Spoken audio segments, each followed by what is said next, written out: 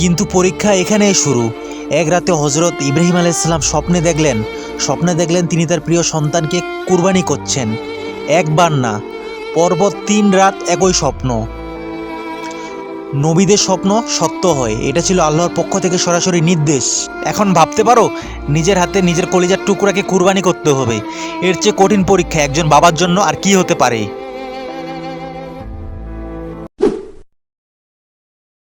আসসালামু আলাইকুম।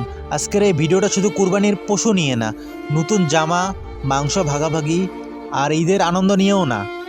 আজকের গল্পটা ত্যাগের, ভালোবাসার আর আল্লাহর প্রতি নিঃশর্ত আনুগত্যের এক অসাধারণ ইতিহাস নিয়ে।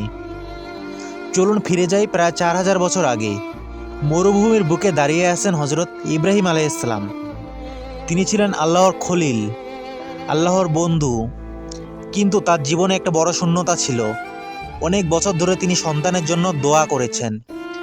বৃদ্ধ বয়সে আল্লাহ তাকে দিলেন এক ছেলে, হজরত ইসমাইল আলাইহিস সালাম।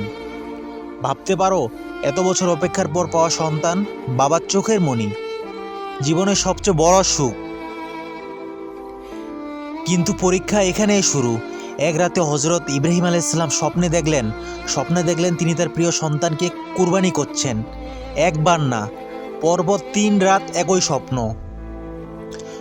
নবীদের স্বপ্ন সত্য হয়, এটা ছিল আল্লাহর পক্ষ থেকে সরাসরি নির্দেশ। এখন ভাবতে পারো, নিজের হাতে নিজের কলিজার টুকরাকে কুরবানি করতে হবে। এর চেয়ে কঠিন পরীক্ষা একজন বাবার জন্য আর কি হতে পারে। কিন্তু হজরত ইব্রাহিম আলাইহিস সালাম এক মুহূর্তও দ্বিধা করলেন না, কারণ তিনি জানতেন আল্লাহর আদেশের সামনে নিজের ইচ্ছা কিছুই না। তিনি গেলেন ছেলে ইসমাইল আলাইহিস সালামের কাছে, কোমল গলায় বললেন, হে আমার প্রিয় পুত্র, আমি স্বপ্নে দেখেছি আমি তোমাকে কুরবানি করছি, এখন তোমার মতামত কি? ইসমাইল আলাইহিস সালাম বললেন, হে আমার পিতা, আপনাকে যা আদেশ করা হয়েছে তাই করুন। ইনশাআল্লাহ আপনি আমাকে ধৈর্যশীলদের অন্তর্ভুক্ত পাবেন। সুবহানাল্লাহ।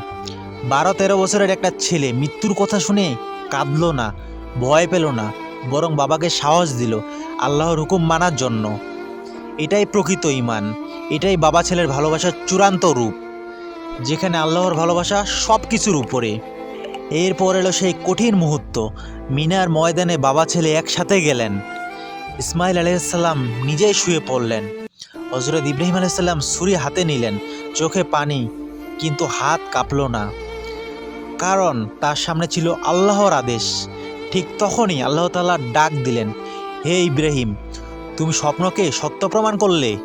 আল্লাহ জানতেন তারা পাশ করে গেছেন, এই ত্যাগই যথেষ্ট ছিল। আর সেই মুহূর্তে জান্নাত থেকে একটা দুম্বা পাঠিয়ে দেওয়া হলো। ইসমাইল আলাইহিস সালামের বদলে সেই দুম্বা কুরবানি হলো। সেই দিন থেকে কুরবানির এই সুন্নত চালু হলো। আর সেই স্মৃতি জীবিত রাখতেই আমরা প্রতি বছর পালন করি পবিত্র ঈদুল আজহা।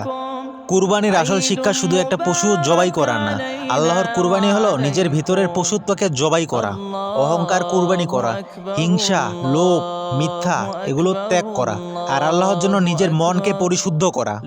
আজ আমরা নতুন কাপড় পরি, ভালো খাই, পরিবার নিয়ে আনন্দ করি। এটা ভুল না, এটা ঈদের অংশ। কিন্তু যদি এই ঈদের পেছনে ত্যাগের ইতিহাস ভুলে যাই, তাহলে এই ঈদ শুধু একটা উৎসব হয়ে থাকবে, ইবাদত হয়ে উঠবে না। তাই এই ঈদে শুধু পশু কিনো না, নিজের ভেতরের আমিটাকেও কুরবানি করো। আল্লাহ যেন আমাদেরকেও হজরত ইব্রাহিম আলাইহিস সালাম আর ইসমাইল আলাইহিস সালামের মতো আনুগত্য আর ধৈর্য দান করেন। আমিন।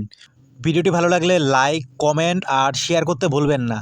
আর এমন ইসলামিক হৃদয় ছোঁয়া গল্প পেতে চ্যানেলটি সাবস্ক্রাইব করে পাশে থেকো।